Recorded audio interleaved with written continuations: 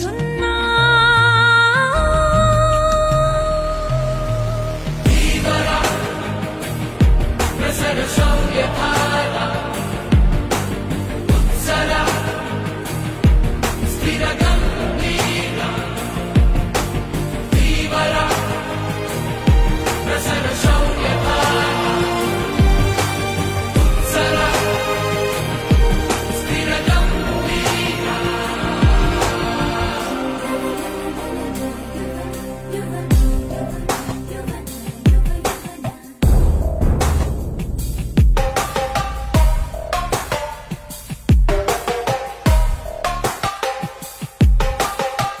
ಎಲ್ಲಿಗ ಬಾ ಗುರು, ನಿಂಗೆ ಎಲ್ಲ ಗೊತ್ತಾಗುತ್ತೆ.